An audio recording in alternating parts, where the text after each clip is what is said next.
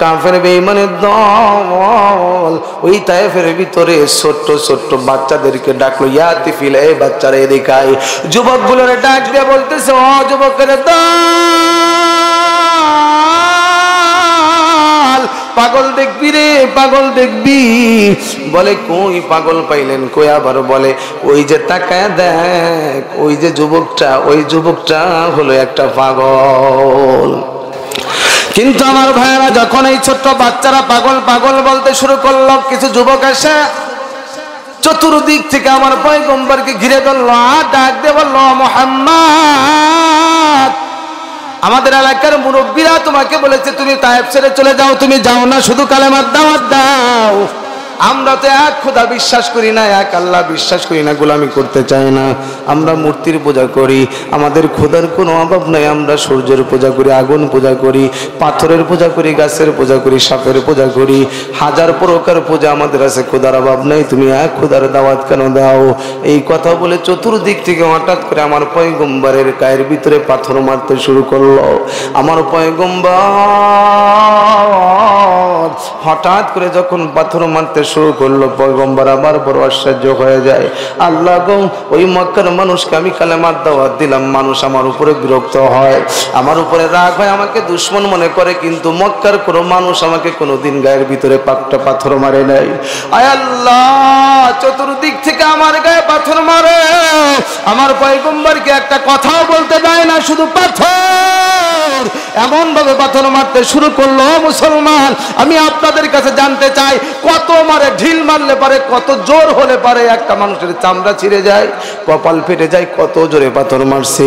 আপনার গায়ের ভিতরে কেউ ঢিল মারলে পারে হয়তো একটু ফুলে ওঠে, কিন্তু এতই জোরে পাথর মারছে, আমার পয়গম্বরের চামড়াগুলো ছিঁড়ে ছিঁড়ে রক্ত বের হইতেছে। আমার পয়গম্বরের চামড়াও নরম, আমার পয়গম্বরের গোশত বড় নরম। এই পয়গম্বরের পাথর কিছু এসে নবীজির চামড়া ছিঁড়ে গোশতের ভিতরে কাদার মতো গিরে যায়। আমার পয়গম্বরের হাতগুলো বড় নরম। আমার নবীর সাহাবারা আমার পয়গম্বরের সাথে হাত মিলাইলে পারে ছাড়তে চায় না। নবী আমার ডাক দিয়ে বলে, এরে সাহাবারা, আমার হাত কেন ছাড়ো না? বলে, হুজুর, দুইটা কারণে আপনার হাত ছাড়তে মন চায় না। এক নম্বর কারণ হলো আপনার হাতটা বড় নরম, তুলার মতো বড় মজা পাই। আর দুই নম্বর কারণ হলো, ওগো পয়গম্বর, আপনার হাত মোবারক যতক্ষণ পর্যন্ত আমরা ধরে থাকবো, ততক্ষণ আমাদের জীবনের গুনাহ শুধু মাফ হইতে থাকবে। আল্লাহু আকবার জোরে বলেন। ওই নবীর শরীরের ভিতরে পাথর, আমার পয়গম্বর ডাক দিয়ে বলতেছে, যুবকের দল, আমাকে কেন তোমরা পাথর মারো? যুবকেরা ডাক দিয়ে বলে, মুহাম্মদ, আমাদের মুরব্বীরা বলেছে তুমি পাগল। বলে, হ্যাঁ আমি পাগল, কিন্তু পাগল হইলে তারে পাথর মারতে হয়। কে বলেছে তোমাদেরকে? আমার দিকে একটু ভালো করে তাকায় দেখ, আমি কি আসলে পাগল রে? ওই যুবকগুলো ডাক দিয়ে বলতেছে, মুহাম্মদ, তোমার মতো এত সুন্দর মানুষ কোনোদিন পাগল হতে পারে না, তাহলে পাথর মারো কেন? ডাক দিয়ে বলে, মুহাম্মদ, তোমার মূল অপরাধ হলো তুমি এক আল্লাহর কথা বলো কেন? নবী আমার ডাক দিয়ে বলো, যদি আমি আল্লাহর কথা বললে আমারে পাথর মারো, অসুবিধা নাই, যত খুশি পাথর মারতে পারো, আমি আমার আল্লাহর জন্য পাথর খাইতে রাজি আছি। এরা আমার যুব সমাজ, আমার মুরব্বী বাবা, ওই নবীর জন্য যদি প্রয়োজন হয়, কোন রাম বাম নাস্তিক বেঈমান যদি আমার রাসূলকে গালি দেয়, তাহলে আমরা প্রয়োজনে চার জন ফাঁসির রশি গলায় নিতে রাজি আছি না নাই? আমার পয়গম্বর পাথরের আঘাতে আঘাতে বেহুশ হয়ে গেলেন, মাথা থেকে পা পর্যন্ত ফেটে ফেটে রক্ত জড়তেছি, পাঞ্জাবি মোবারক পর্যন্ত রক্ত দিয়ে এঁটে গেছে, জুতা মোবারক পর্যন্ত এঁটে গেছে। একবার না, দুইবার না, তায়েফের ময়দানে আমার পয়গম্বর তিনবার বেহুশ হয়ে পড়ে গেছে। আবারও যুবকের দল এসে আমার পয়গম্বরের গলার ভিতরে রশি লাগায় টানতে শুরু করছে। আমার নবীজি বড় আশ্চর্য হয়ে যায়, নরম পয়গম্বর, আমার কত সুন্দর পয়গম্বর। ওয়া ইন্নাকা লাআলা খুলুকিন আযীম, আমার আল্লাহ ডাক দিয়ে কয়, না না নবী গো, আপনাকে আমি সব চাইতে উত্তম চরিত্র দিয়ে বানাইছি। ওগো পয়গম্বর, আপনার মতো শ্রেষ্ঠ চরিত্র আর কারো হতে পারে না। চোর বাটপার যদি মার খায় তাহলে আমার বাইরা তারা কিছুটা হলেও সহ্য করতে পারে, কিন্তু আমার পয়গম্বর এইভাবে চতুর্দিক থেকে পাথর মেরে মেরে আমার পয়গম্বরকে জমিনের উপরে বহুষ বানায় ফেলা রাখছে। আমার পয়গম্বর বেহুশ হয়ে গেছে, আর চলতে পারে না। এমন সময় আমার পয়গম্বর একটা জায়গার ভিতরে একটু বিশ্রাম নেওয়ার জন্য কাছের নিচের ভিতরে একটু হেলান দিয়ে বসে পড়ছে। আর দূর থেকে একজন কাফের, তার নাম হলো উতবা। এই উতবা কিন্তু মক্কায় বাড়ি, কিন্তু সে ওই তায়েফের ময়দানে একটা বড় আঙ্গুর ফলের বাগান করেছে। দেখবেন মাকরাইল বাড়ি জন্মস্থান, কিন্তু মধুখালী বাড়ি করে, ফরিদপুর বাড়ি করে, দেখবেন ঢাকায়ও বাড়ি করে। এমন ঘটনা আছে না নেই? আমার ভাইরা দেখবেন এরকম ভাবে এই উতবার বাড়ি হলো মক্কায়, কিন্তু তায়েফের বৈগারে একটা জায়গা কিনে বড় আঙ্গুরের বাগান করছে, বাগান। এই উতবা চিন্তা করে, কিরে মুহাম্মদকে তো আমাদের মক্কার মানুষও পছন্দ করে না, এই মুহাম্মদকে আমরাও কত নির্যাতন করলাম ওই তায়েফের জমিনে, কিন্তু এই উতবার সঙ্গে মুহাম্মদ সাল্লাল্লাহু আলাইহি সাল্লাম আমার নবীজির একটা রক্তের সম্পর্ক, আত্মীয়তার বন্ধন ছিল। যখন তাকা তাকা দেখে দিনের নবী মুহাম্মদ সাল্লাল্লাহু আলাইহি সাল্লাম মার খাইতেছে, উতবার মনের ভিতরে আত্মীয়তার বন্ধনের একটা ঢেউ শুরু হয়ে গেছে। আর ডাক দিয়ে বলতে যায়, হায় মুহাম্মদকে মেরে ক্ষত বিক্ষত করে ফেলছে। সঙ্গে সঙ্গে তার গোলামের নাম হলো, ওই কর্মচারী বাগানের ভিতরে কাজ করে, তার নাম হলো মালি। মালিকে ডাক দিয়ে বলতেছে, মালি রে জলদি করে যা, মুহাম্মদকে একটু আমার বাগান থেকে বড় একটা পাকা মিষ্টি থল দেখে, ভালো যে গাছের ফলটা বড় মিষ্টি হয়, এই মিষ্টির থলটা আমার পয়গম্বরের জন্য উপহার পাঠিয়ে দিয়েছি। সঙ্গে সঙ্গে এই আঙ্গুরের থলটা নিয়ে এই মালিক করছে কি আমার নবীজির সামনে নিয়ে ধরছে। আমার পয়গম্বর দুইটা আঙ্গুর ফল ছিঁড়ে মুখের ভিতরে দিয়ে চাবা খায়, আর নবীজি আমার মুখের ভিতরে দেয় আঙ্গুর ফল ছিঁড়ে, আর বলে বিসমিল্লাহ, মুখের ভিতরে দেয়, বলে বিসমিল্লাহ। এই মালিক তখন ডাক দিয়ে বলতেছে, মুহাম্মদ আমি এই তায়েফের ভিতরে কত মানুষকে কত কিছু ধরতে দেখলাম, খাইতে দেখলাম, কোনোদিন বিসমিল্লাহ পড়তে শুনি নাই। তুমি যে বিসমিল্লাহ বললে, আল্লাহর নামে শুরু করলাম বললা, ও মুহাম্মদ বলো তো আল্লাহকে। তার মানে এই উতবার গোলামের অন্তরের ভিতরে নূরের একটা তাজাল্লি শুরু হয়ে গেছে, কালেমার প্রেমের বন্ধন শুরু হয়ে গেছে। আব্দুল মুত্তালিব আমার পয়গম্বরের বড় আপন, নবীজিকে বড় আদর করে ভালোবাসে। আব্দুল মুত্তালিব দুনিয়া থেকে বিদায় হয়ে গেলেন। আমার পয়গম্বর বড় এতিম হয়ে গেল, একা হয়ে গেল। আবু তালিব দুনিয়া থেকে বিদায় হয়ে গেল। এরপরে হযরতে খাদিজাতুল কুবরা রাদিয়াল্লাহু আনহা দুনিয়া থেকে বিদায় হয়ে গেল। আপন জনে এক এক করে সব বিদায় হয়ে যাইতেছে। একই বছরের ভিতরে নবীর জির চাচা আবু তালিব বিদায় হয়ে গেলেন। আমার ভাইয়েরা, ওই 5 মাস পরে মাত্র তার প্রিয় বিবি হযরতে খাদিজাতুল কুবরা রাদিয়াল্লাহু আনহা বিদায় হয়ে গেলেন। নবীজির ডানে তাকায়া বড় আপনজন খুঁজে পায় না। খাদিজাও তো এলাকার ভিতরে সম্ভ্রান্ত পরিবারের সন্তান, তার উপরে কথা বলার কোনো মানুষ সাহস পায় না। নবীকে পাথর মারলে, নবীকে আঘাত করলে, নবীকে রাগ করলে পারে হযরতে খাদিজা রাদিয়াল্লাহু আনহা তার পাশে দাঁড়ায় যায়, কিন্তু তিনিও বিদায় হয়ে গেলেন। নবী বড় একা হয়ে গেল। এখন আর পয়গম্বর মক্কার ভিতরে আগের মতো আর দাওয়াতি কাজ করতে পারে না। নবী আমার মনটা বড় খারাপ। আমার পয়গম্বর চিন্তা করলো, না না আমি এখন মক্কায় দাওয়াত দিতে পারি না, আমি এখন তায়েফের ময়দানে গিয়ে দেখি তো একটু দাওয়াত দেওয়া যায় কিনা। তায়েফের ময়দানে হাজির হয়ে গেছে পয়গম্বর। সর্বপ্রথম বড় বড় নেতা ছিল তায়েফের 3 জন। এই 3 জনকে তিনি দাওয়াত দিলেন, ডাক দিয়ে বললেন, ভাইরা আমার আসো আমরা সকলে মিলে মুসলমান হয়ে যাই, কালেমা মালা গলায় দিয়ে জান্নাতে চলে যাই। সুবহানাল্লাহ। তায়েফের দুষ্টু কাফেররা বলল, ও মুহাম্মদ তুমি একটা গরিব মানুষ, তোমার মা নাই, বাবা নাই, তোমার গার্জিয়ান নাই। এই মক্কার ভিতরে কত ধনী ধনী মানুষ আছে, কত বড় বড় মানুষ আছে। এত বড় বড় এত ধনী ধনী মানুষ থাকতে তোমার মতো একটা ফকিরকে আল্লাহ কেন নবী বানাবে? কাফেররা এই কথাও বলেছিল, মালি হাজার রাসূল ইয়াকুলুত তাআম। কাফেররা বলতেছিল, আল্লাহ কি এমন মানুষকে নবী বানাবে? এবার কেমন নবী যে ভাত খায়,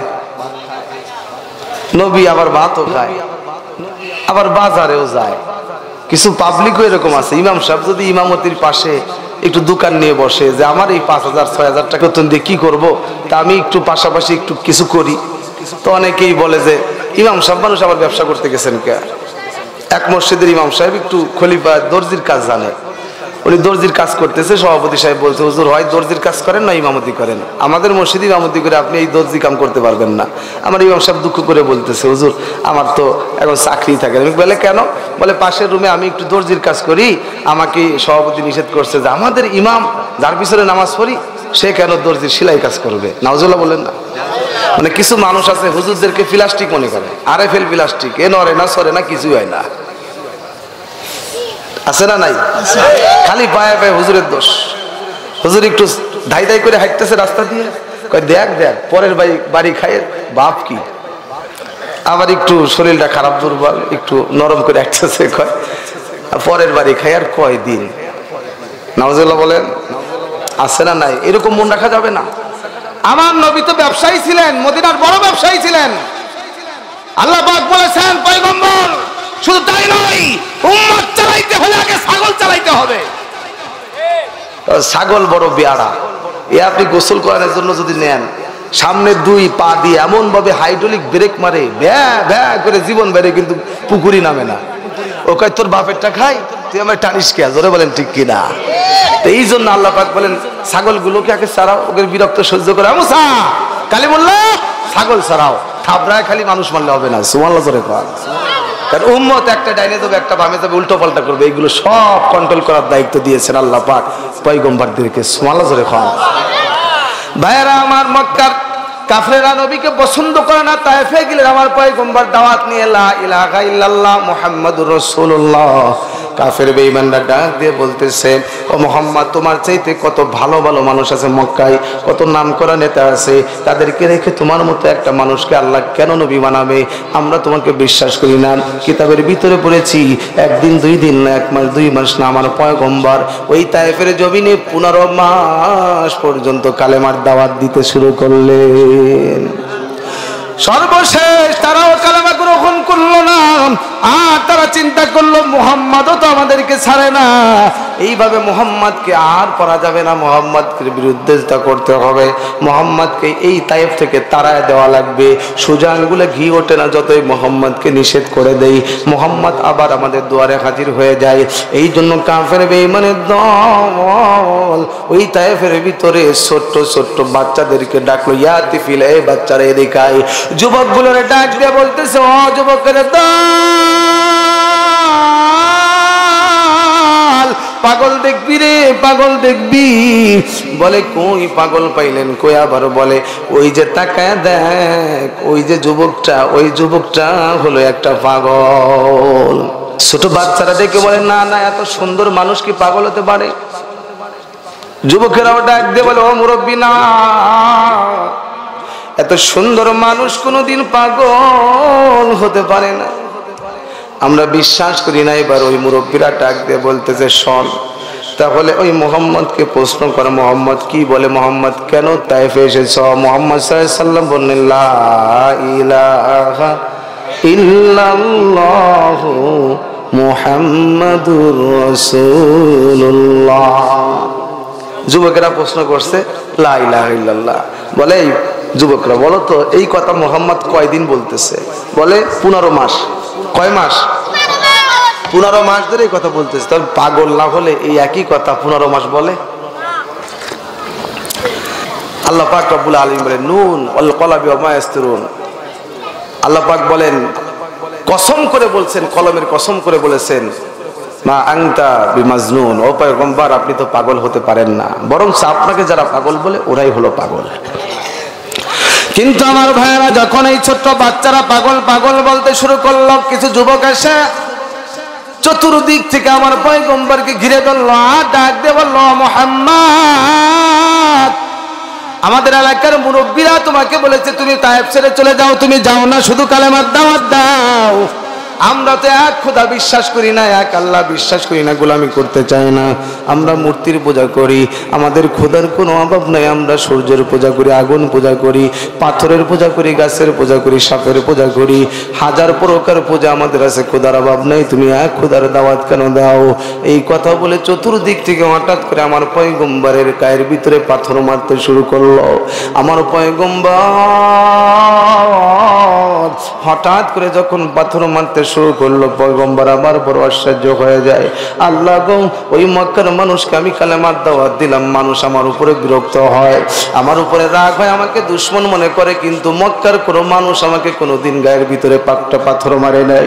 আয় আল্লাহ, চতুর্দিক থেকে আমার গায়ে পাথর মারে, আমার পয়গম্বরকে একটা কথাও বলতে দেয় না, শুধু পাথর এমন ভাবে পাথর মারতে শুরু করলো। মুসলমান, আমি আপনাদের কাছে জানতে চাই, কত মারে? ঢিল মারলে পারে, কত জোর হলে পারে একটা মানুষের চামড়া ছিঁড়ে যায়, কপাল ফেটে যায়? কত জোরে পাথর মারছে। আপনার গায়ের ভিতরে কেউ ঢিল মারলে পারে হয়তো একটু ফুলে ওঠে, কিন্তু এতই জোরে পাথর মারছে, আমার পয়গম্বরের চামড়াগুলো ছিঁড়ে ছিঁড়ে রক্ত বের হইতেছে। আমার পয়গম্বরের চামড়াও নরম, আমার পয়গম্বরের গোশত বড় নরম। এই পয়গম্বরের পাথর কিছু এসে নবীজির চামড়া ছিঁড়ে গোশতের ভিতরে কাদার মতো গিরে যায়। আমার পয়গম্বরের হাতগুলো বড় নরম।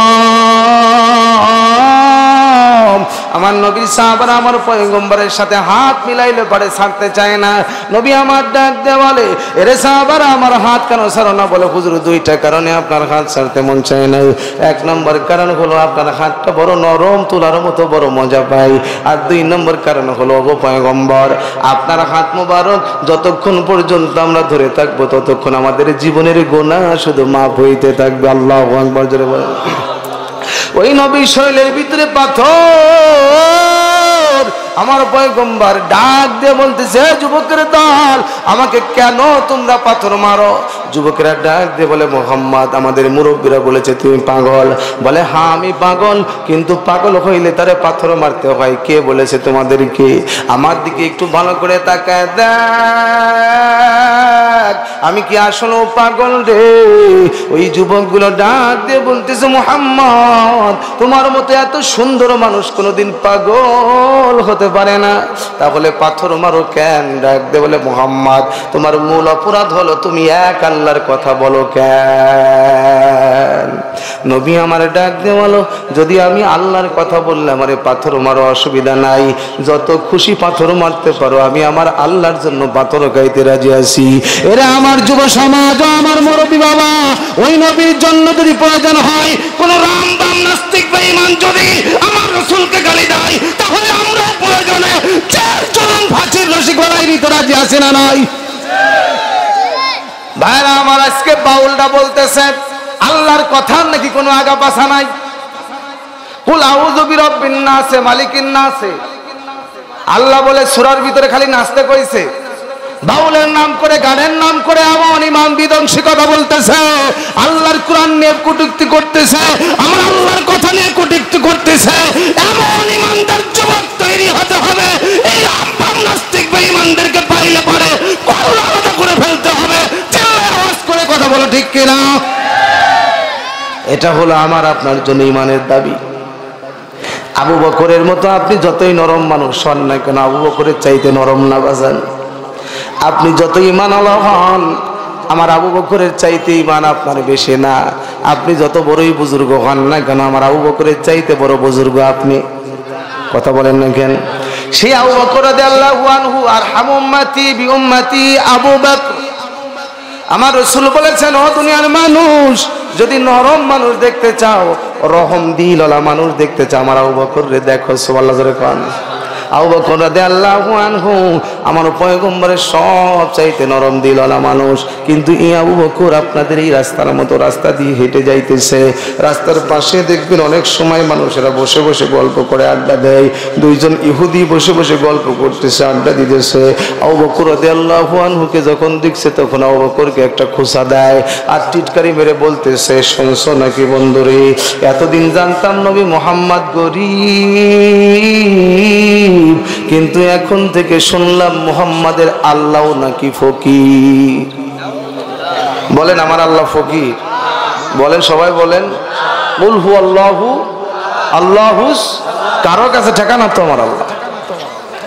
আপনি যতই শিল্পপতি হন, টাকার মালিক হন, কোটি কোটি টাকা আছে, আপনার হাজার হাজার কর্মচারী আছে, কিন্তু এই কর্মচারীগুলো যদি একদিন বিদ্রোহ করে, মালিক তোমারে মানি না, মানবো না, তাহলে মিল বন্ধ হয়ে যাবে।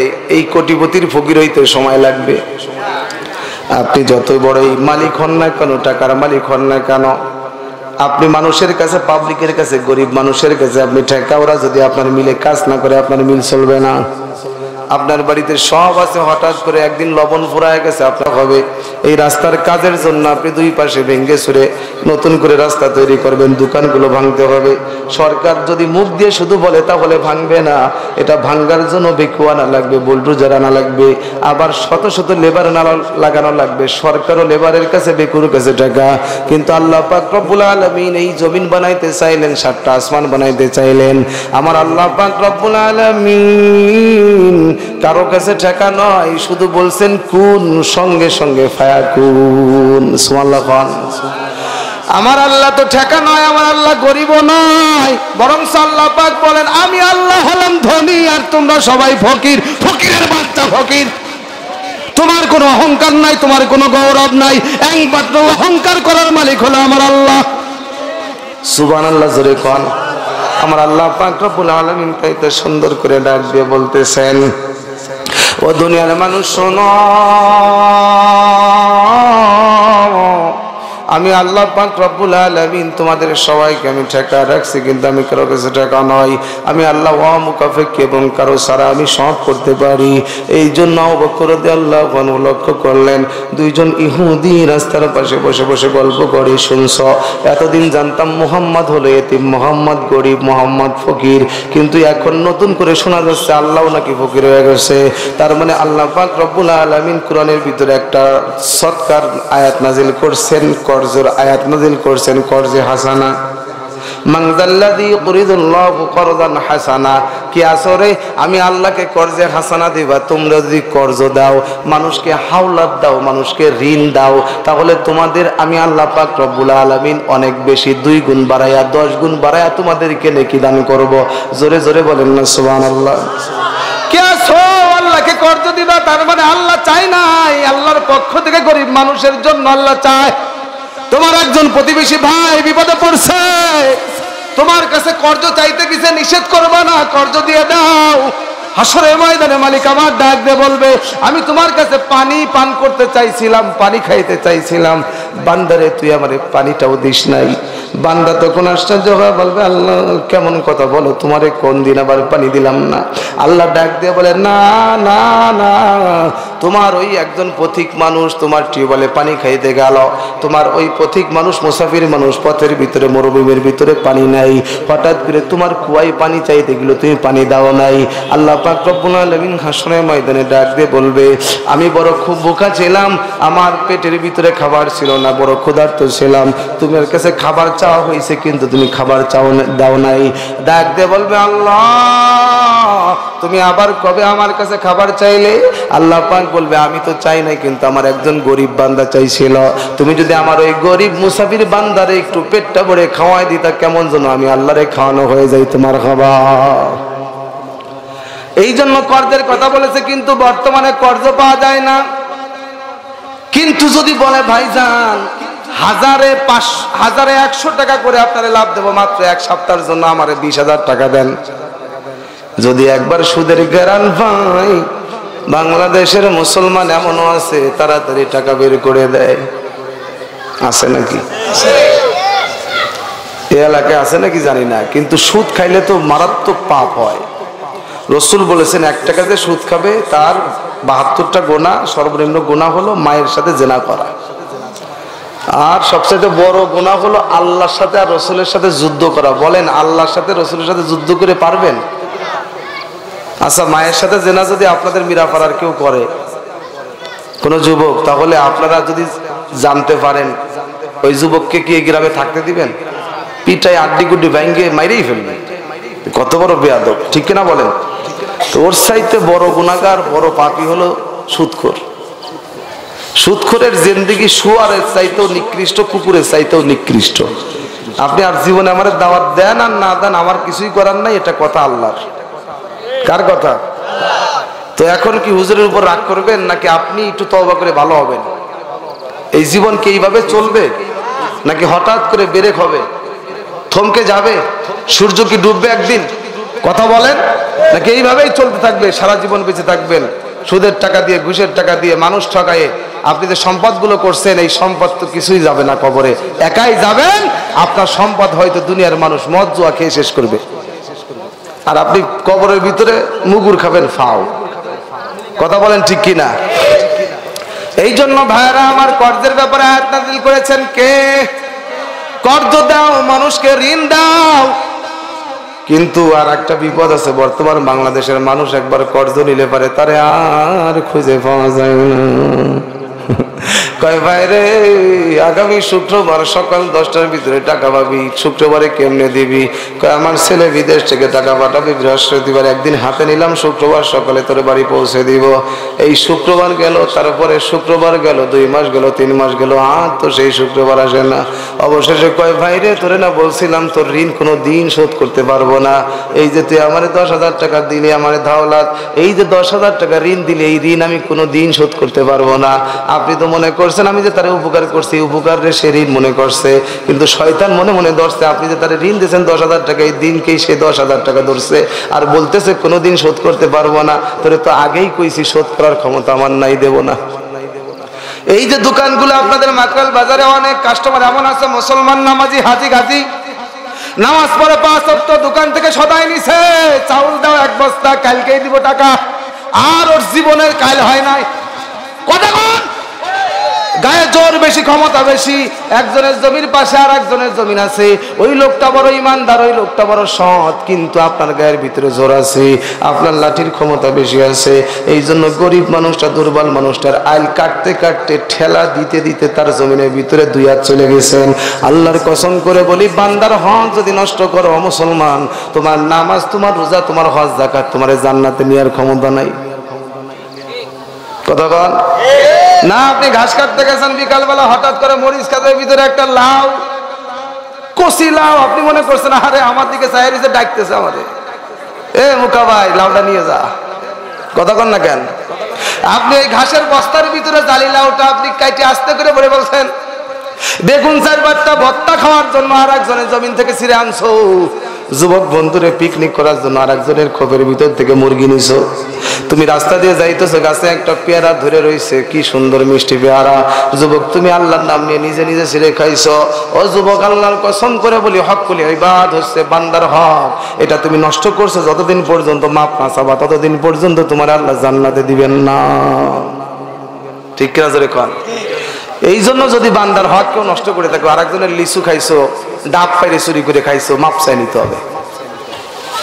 তো কর্জের কথা বলেছেন আল্লাহ, যদি তোমরা 12 মানুষকে কর্জ দাও, আল্লাহকে কর্জ দেওয়া হবে।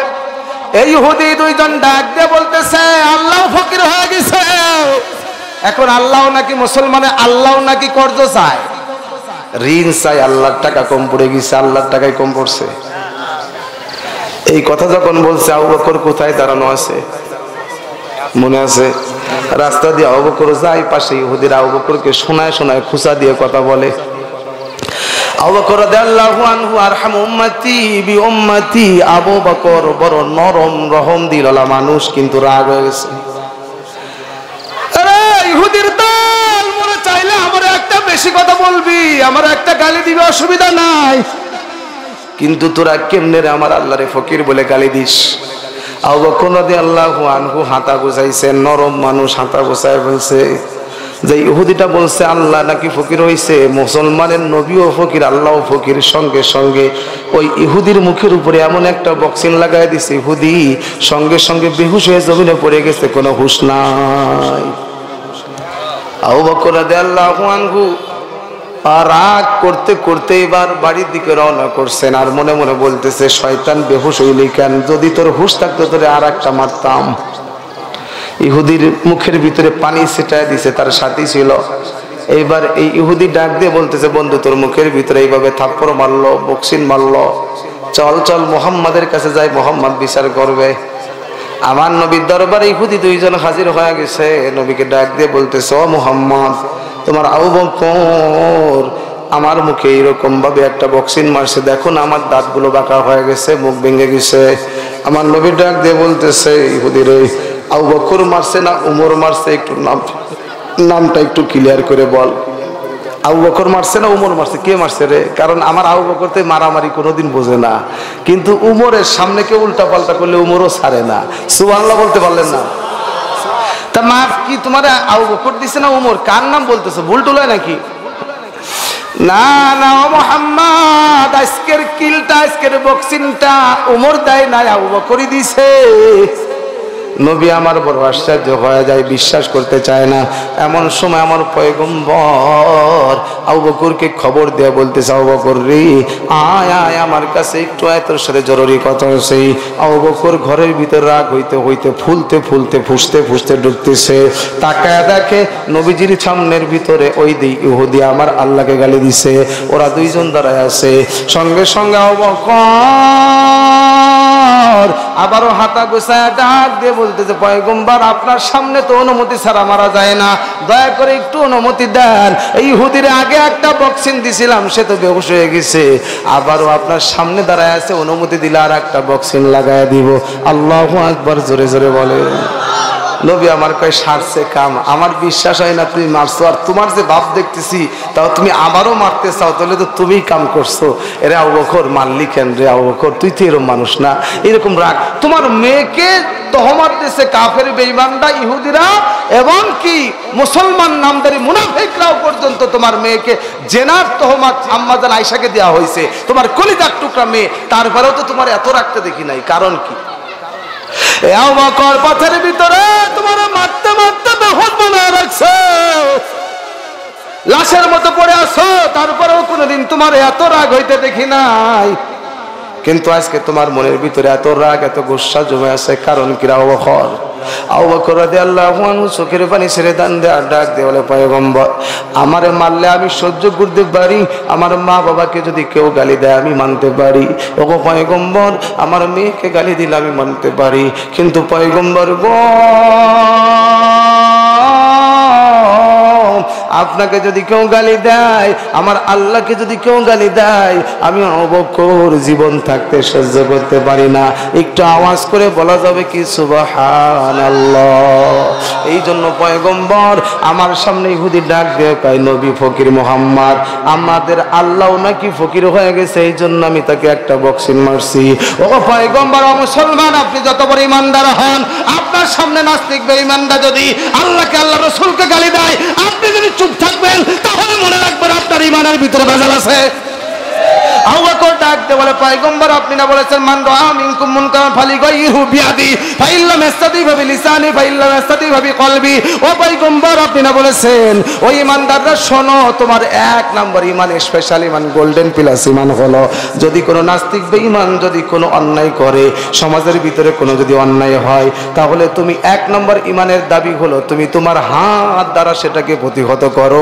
আমি ওই সময় আমার হাত দিয়ে প্রতিবাদ করেছি, জোরে কান নারায়ে তাকবীর। আমার নবী ডাক দিয়ে বলে, ইহুদি রে, মানলাম তুমি আমাকে গালি দাও, কিন্তু আল্লাহকে তো তোমরাও মানো, তোমরাও তো আল্লাহকে স্বীকার করো। উপরে একজন আছে, হিন্দুকে প্রশ্ন করবেন, দাদা কেমন আছেন? কৃষ্ণ দা আপনাকে উত্তর দেবে, উপরালা ভালো রাখছে। তার মানে ওরাও বুঝাইতেছে, এই যে মাটির পূজা করি, সব খামাখা পাড়ায় পাড়ায় সুবায় সুবায় মারি, কিছুদিন ভক্তি দেই, ডাব ডিম কলা, তারপরে এগুলোর সামনে দুধ রাখা হয়, ভক্তি দেওয়া হয় এক সপ্তাহ পরে হিন্দু ভাইদের খোদার ম্যাচ শেষ, এবার পুকুরের ভিতরে, নদীর ভিতরে পাড়ায় পাড়ায় সবাই, ওরাও বোঝে এইগুলো ভুয়া, এগুলো মিথ্যা। এই জন্য ওরাও কিন্তু আপনার জবাব দেয়, উপরালা ভালো রাখছে। কি বলে? খ্রিস্টানকে আমি প্রশ্ন করেছি, ও ভাই কেমন আছো? ডাক দিয়ে বলে, এই যে শাহাদাত আঙ্গুলটা উঁচু করে বলে, হুজুর উপরালার দয়ায় ভালো আছি। তার মানে ও জানে উপরে একজন আছে, তিনি হলেন আল্লাহ। আরে ইহুদি, যদিও তুমি আমাকে নবী বলে স্বীকার করো না, কিন্তু আল্লাহ একজন আছে এটা তো তুমিও মানো। আমারে গালি দিলি, কিন্তু আল্লাহরে কেন গালি দিলি? সঙ্গে সঙ্গে ইহুদি ডাক দিয়ে বলতেছে, ও মুহাম্মদ, তোমার আবু বকর মিথ্যা বলতেছে, আমি কোনোদিন কোনো আল্লাহকে গালি দেই নাই। খামাখাই আবু বকর আমারে বক্সিং লাগায় দিছে। সঙ্গে সঙ্গে আবু বকর ডাক দিয়ে কয়, পয়গম্বর আপনি ভালো করে জানেন যে আমি কোনোদিন বক্সিং দিতে পারি না, কোনোদিন মিথ্যা বলতে পারি না, খামাখা কাউরে মারতে পারি না। ও পয়গম্বর আপনি না আমাকে ভালোবেসে আদর করে নাম দিয়েছেন সিদ্দিক, সত্যবাদী, বড় সত্যবাদী। আমার নবী ডাক দিয়ে কয়, আবু বকর তোমার সিদ্দিক দিয়ে তো আদালত চলবে না, সাক্ষী হাজির করো। সুবহানাল্লাহ বলবেন না? নবী আমার প্রিয় সাহাবী, তারপর আদালতের ভিতরে সঠিক বিচার করতেছেন। দলের লোক নিজের লোক এটা দেখার সময় না। ইসলাম বলেছে ইনসাফ কায়েম করতে। আল্লাহু আকবার। ইনসাফ কায়েম করবে। আমার পয়গম্বর ডাক দিয়ে বলতেছে, না না আবু বকর তোমার কি কোনো সাক্ষী আছে? ইহুদি যে আল্লাহকে ফকির বলে গালি দিছে, কোনো সাক্ষী তোমার আছে? আবু বকর ডাক দিয়ে কয়, পয়গম্বর আমার তো কোনো সাক্ষী নাই। ইহুদিকে ডাক দিয়ে বলে, ও ইহুদি ভাই তুমি যে গালি দাও নাই, তোমার পক্ষে কোনো সাক্ষী আছে? তার সাথে আর একজন ছিল, ওই লোকটা বলতেছে, হ্যাঁ মুহাম্মদ আমি জানি। আবু বকর খামাখাই তারে বক্সিং মারছে, জোরে কর নাউযুবিল্লাহ। সঙ্গে সঙ্গে আমার পয়গম্বর একটা ডাক দিয়ে আদালত কায়েম করল আর বলল, আরে আবু বকর যেহেতু তোমার সাক্ষী নাই, সাক্ষী না থাকলে পরে তোমার কথা গ্রহণযোগ্য হবে না। আরে আবু বকর তুমি এই ইহুদিকে একটা থাপ্পড় মারছো, তুমিও একটা থাপ্পড় খাওয়ার জন্য, একটা বক্সিং গ্রহণ করার জন্য, খাওয়ার জন্য তৈরি হয়ে যাও। এমন সময় ইহুদি মনে মনে চিন্তা করে, আবু বকর তুমি আমারে যত জোরে আঘাত করেছো তার চাইতে 100 গুণ বড় জোরে তোমারে আঘাত ফিরাইয়া দিব। মনে মনে খুশি হয়ে গেছে, আবু বকরকে মারতে পারবে। এমন সময় আবু বকর ডাক দিয়ে কয়, পয়গম্বর একটা না 1000টা বক্সিং খাইতে রাজি আছি, কিন্তু বেঈমানের বাচ্চারা আমার আল্লাহকে গালি দিতে আমি ছাড়তে রাজি নই। এমন সময় পয়গম্বর ইহুদিরা অনুমতি দিয়ে দিছে, এরে ইহুদি যাও যাও আবু বকরের মুখের ভিতরে একটা বক্সিং লাগায় দাও। এমন সময় হঠাৎ করে আমার পয়গম্বর লক্ষ্য করলেন জিবরাইল আলাইহিস সালাম আসলে পারে, যেমন নবীর সামনে আসলে পারে ঠন ঠন করে ঘন্টা বাজার আওয়াজ হয়, যেমন শব্দ হয় এরকম শব্দ হইতেছে। আমার পয়গম্বর একটা ডাক দিয়ে বলতেছি, ইহুদি ভাই একটু অপেক্ষা কর, আমার আবু বকরের মুখের ভিতরে বক্সিং দিও না। এই জিবরাইল আসতেছে, মনে হয় দেখি কোনো কথা আমারে জানায় কিনা। সঙ্গে সঙ্গে জিবরাইল ডাক দিয়ে বলতেছে, পয়গম্বর আপনার আবু বকরের পক্ষে দুনিয়ার কোনো সাক্ষী নাই, কিন্তু আসল সাক্ষী আল্লাহ। আপনার রব আপনার আল্লাহ আবু বকরের পক্ষে একটা আয়াত নাযিল করেছেন, লাকাদ সামিআল্লাহু কাওলাল্লাযিনা ক্বালু ইন্নাল্লাহা ফাকীরুন ওয়া নাহনু আগনিয়া। এই ইহুদিরা বলেছে, শোনো নিশ্চয়ই মুসলমানের রব আল্লাহ হলো ফকির আর আমরা হলো ধনী। এই কথা বলেছে, দুনিয়ার কেউ শুনে নাই, কিন্তু আল্লাহ শুনেছে। সঙ্গে সঙ্গে জিবরাইল ডাক দিয়ে বলতেছে, ও পয়গম্বর খবরদার আবু বকরের বিরুদ্ধে রায় দিবেন না। আমার পয়গম্বরও ডাক দিয়ে বলতেছে, এরে ইহুদি কেন মিথ্যা কথা বললে? আমার আবু বকর তো খামাখা মারে নাই, তোমরা নিশ্চয়ই আমার আল্লাহকে গালি দিয়েছো। জোরে বলেন আল্লাহু আকবার। ঘটনা বলার উদ্দেশ্য হলো, আমার ভাইয়েরা যদি নবী রাসূলকে কেউ হামলা করে, আমার কোরআনের উপরে যদি কেউ হামলা করে, নবী রাসূলের উপরে যদি কেউ আক্রমণ করতে চায়, আমরা ঈমানদার জীবনে কোনোদিন মানতে পারবো? এটা হলো আমাদের ঈমানের দাবি। জোরে বলেন ঠিক কিনা? এরে মুসলমান যুবক, পয়গম্বর কালেমার দাওয়াত দেয়, আর যুবক তায়েফের ময়দানে চতুর্দিক থেকে পাথর মারে পাথর। দেখেন কত ব্যবধান হয়ে যাচ্ছে। আর আমরা কালেমার দাওয়াত দেই, আমাদেরকে মানুষ মোরগের রান খাওয়ায়, গরুর গোশত দিয়ে ভাত খাওয়ায়। কথা বলেন ঠিক কিনা? কোনো জুলুম নাই, নির্যাতন নাই। মুসলমান আমার পয়গম্বর তো জুলুম সহ্য করেছেন। ইসলামের জন্য যদি আপনার মায়েরও খাওয়া লাগে, জুলুমও সহ্য করা লাগে, মন খারাপ করা চলবে না, মনে করতে হবে এটা আল্লাহর পক্ষ থেকে পরীক্ষা।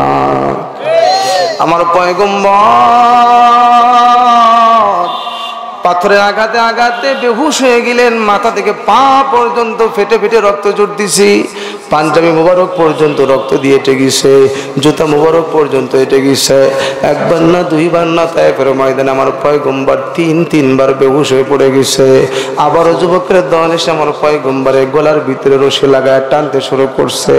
আমার নবীজি বড় আশ্চর্য হয়ে যায়, নরম পয়গম্বর, আমার কত সুন্দর পয়গম্বর। ওয়া ইন্নাকা লাআলা খুলুকিন আযীম।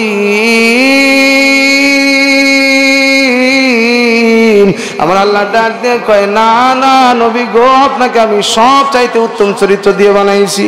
ওগো পয়গম্বর, আপনার মতো শ্রেষ্ঠ চরিত্র আর কারো হতে পারে না।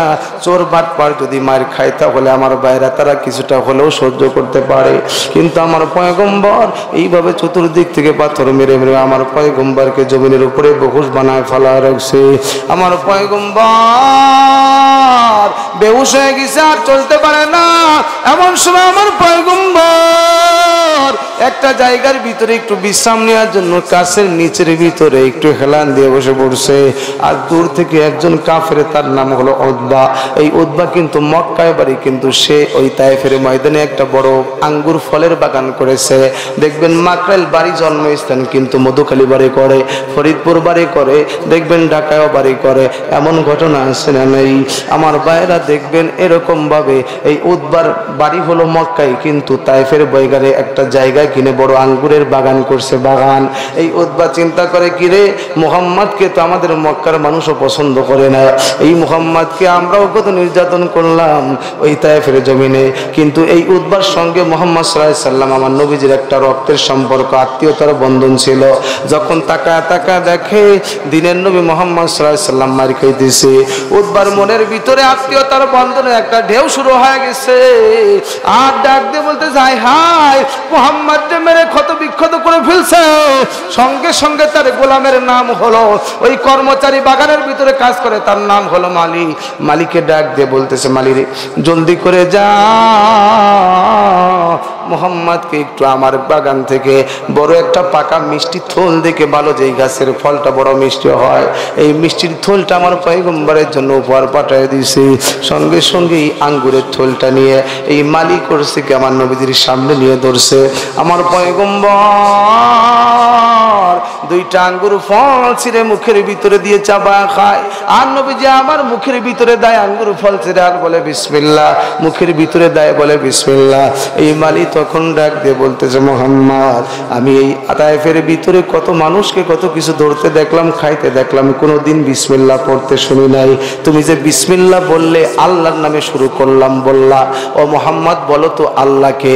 তার মানে এই উতবার গোলামের অন্তরের ভিতরে নূরের একটা তাজাল্লি শুরু হয়ে গেছে, কালেমার প্রেমের বন্ধন শুরু হয়ে গেছে।